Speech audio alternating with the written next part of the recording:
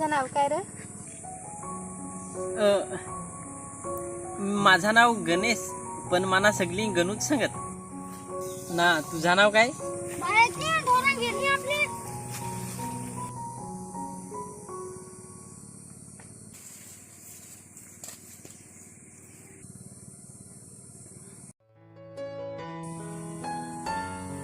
माझं नाव मीनाक्षी, तर मला सगळी मीनू सांगत.